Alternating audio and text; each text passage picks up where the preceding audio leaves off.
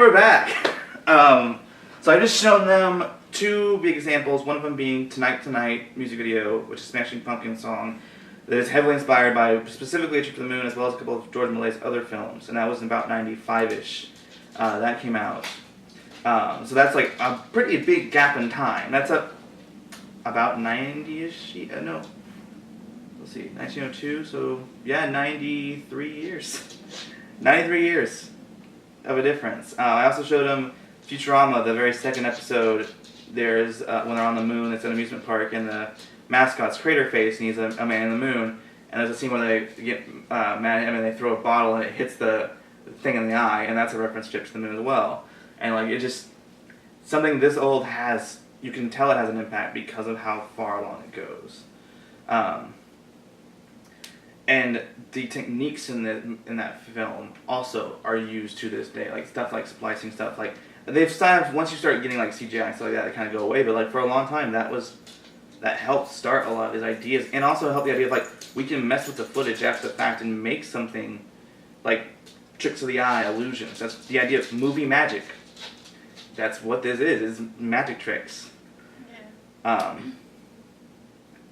And yes, and I think one of the reasons I also personally like these a lot is because they don't, they have a budget, but it wasn't like there was any studios or anything. They just had to do with what they had, and make these innovative things. And unlike these later ones, like A Trip to the Moon, all the early ones, like, I mean, all the sets he built himself. Like, it was just, you know what, I have ambition, let's just go with it. And I like that idea, and as someone trying to make this stuff, I feel like what I want to do with this production, with Punchlines, is showcase that. Like, I want to do something weird, like, out of the box and big.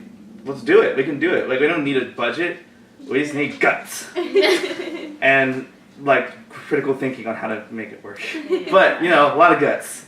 But yeah, and, like, that's where I land on that. And hopefully you two land on that. Hopefully everyone watching lands on that. If not, it's not going to stop me. But, like, it'd be nice. But yeah, closing thoughts, like, we've done all this, you've seen the references and stuff. Like, going back, one, would you watch this again now knowing all that? And, like, to see and, like, realize and think about it more of, like, how did this impact people going forward? Like, would that be something you'd be interested in doing in your own time? Oh yeah, I think it actually makes me more interested now going through the background of this film, wanting to like look at more of his films, and like since I know already so much about him now, it makes me more interested in his genre and what he was trying to create, and maybe even watch some of the other foreign films like from Germany and see like what they took away from it and contrast it in their own ways. Yeah.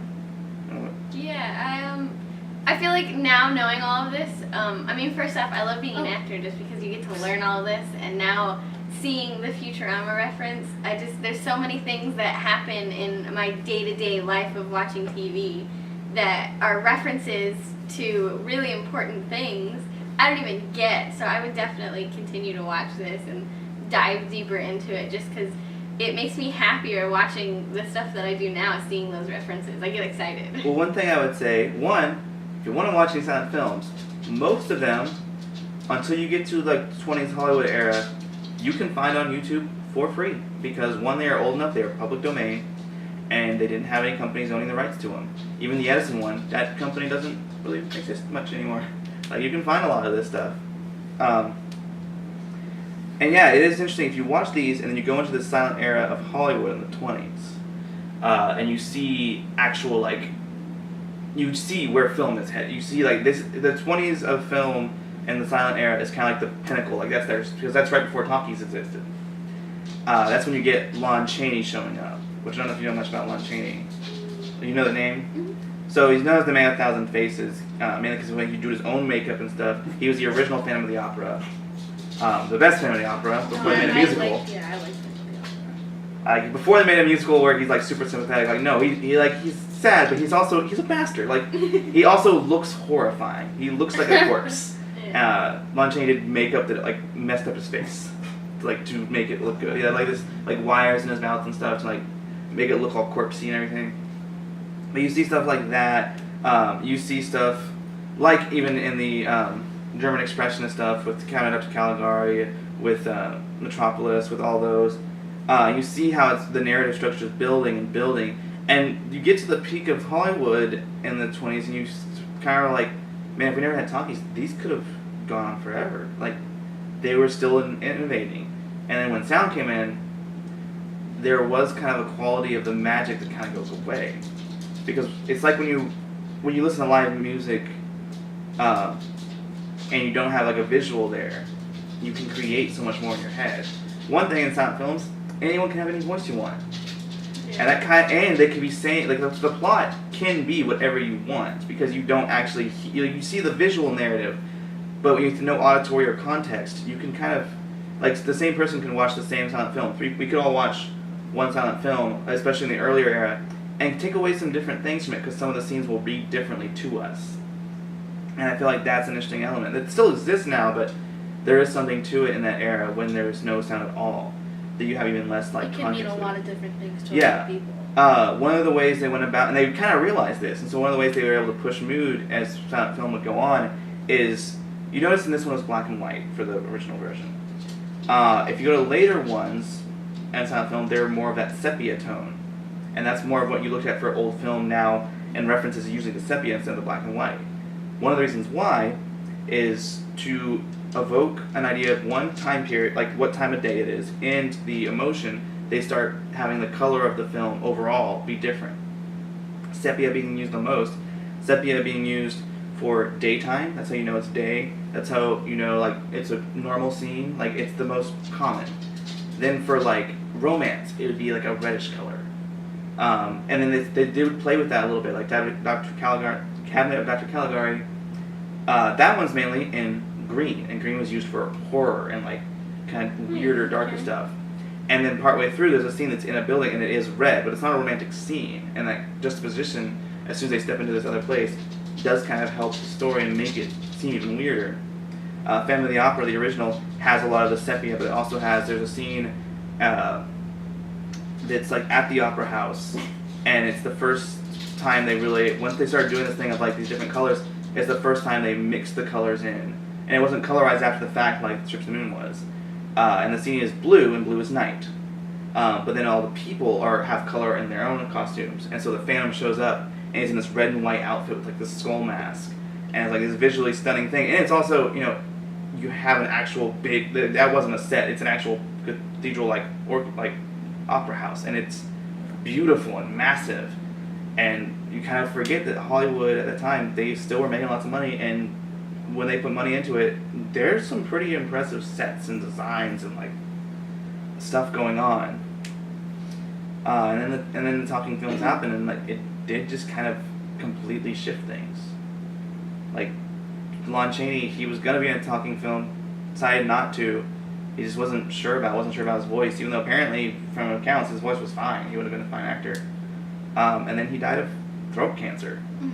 Oh, wow. Yeah, he died with the silent era, and part of the reason he was somewhat ironic a little bit. yeah, like it is this weird twist of irony. And one of the reasons he was so good as a silent film actor is his parents were both deaf, so he had to learn to communicate, not with silent, just communicate at all. So that helped him a lot. And then his son, Lon Chaney Jr., would go on to lead the Wolfman and the Universal monster films, and kind of like his father, doing stuff with the makeup stuff, like having the Wolfman makeup and the transformation. And so if you do want to go back to these films, one of the things I think helps, but might be just because I like history, but, like, looking at, if you, like, what are some films from this time? That looks interesting. Look it up. See the impact it has. Like, watch it, obviously, first, but, like, don't spoil the story, but, like, you can see, like, what, like, how influential is it? What did it influence? What kind of things did it influence? And then watch it, pick those things up, and then look at, like, see the full-on effect of it, and, like, that kind of helps too. The more context a story has, the more relevance it holds, the more I feel like people can get into it. That's why if a movie talks about actual things that you can relate to, even if it's abstract ideas, if it's something you can relate to, you're more likely to get attached to it. And I feel like that's one thing that helps watch these films, is knowing that context, being able to relate to the time and relate to the people. Yeah. And I think that's all I have to say. Any final thoughts for either of you? I find black and white films, and going back that far, similar to learning Shakespeare for me, because when I started to learn Shakespeare in high school, it was like, like nobody wants to read this. Nobody knows what he's talking about. Then you find out it's all dirty jokes. I'm like, oh, okay. Yeah, you get into it, and it's really interesting, and it's like, wow, there's this whole world I didn't know about. It's very similar with the black and white and going back that far. Well, that's an interesting point, because one of the things that we look back on these films, like, these are groundbreaking films. Like, they did all this stuff. A lot of them were, like, small pulp films. Shakespeare was pulp theater. He wasn't high-class theater when he was around. He was popular theater. He was your summer blockbuster. Like, he was playing to the poor seats as well as, like, the upper class. So, like, yeah, it's a lot of dirty jokes and, like, just fun, silly stuff. Like, there's pathos to it, sure, but pulp has an impact.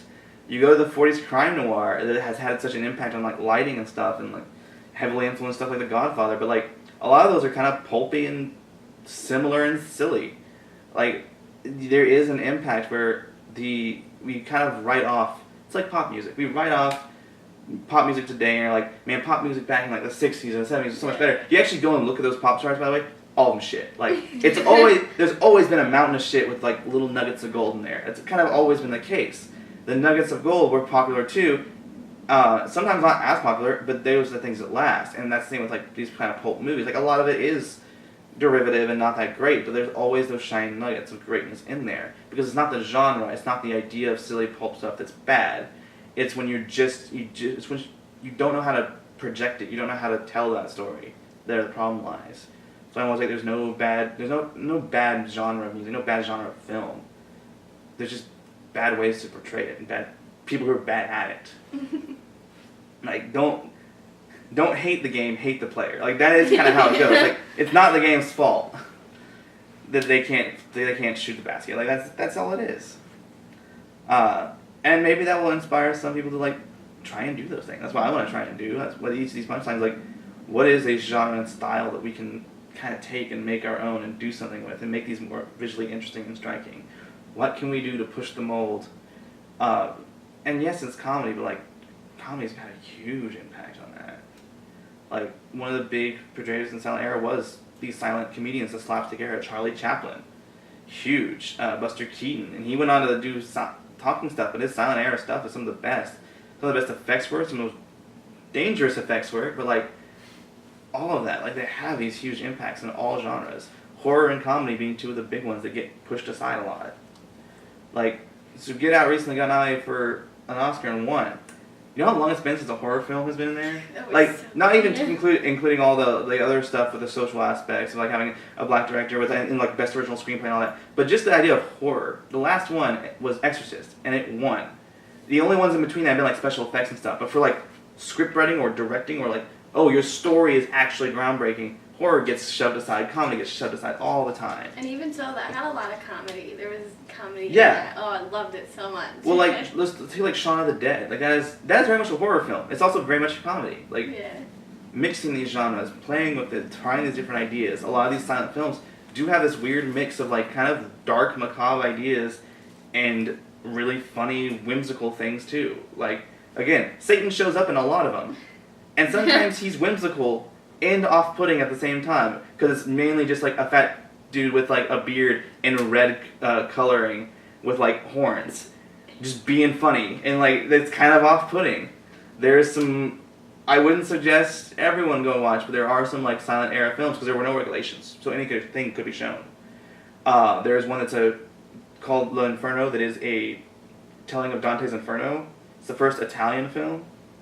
And it shows hell, and the old-timey effects and stuff make it more off-putting, because it's still hell. There's Haxan, which is about, like, supposed to be like a documentary on witchcraft, that then turns into these tableaus of weird, just disturbing imagery, and it's not like super graphic, because it's all like this, it's all like Trip to the Moon level of like silly kind of sets and stuff, but it's all supposed to be like off-putting macabre, and it kind of is, and it makes it more so, because it's old, black and white, and realizing like, back in the day, people were making like those weird grindhouse films, even as far as the beginning of film, and is making that stuff that's there to kind of disturb you. And there's some credence to that. It's a little off topic, but it's a fun little end bit. Maybe hinting at some other stuff I'd like to talk about. But I think with that, we should be done. Maybe. Hopefully. I don't need more footage for me to edit. But yeah, so hopefully you'll join us next time for this. See you in the next episode.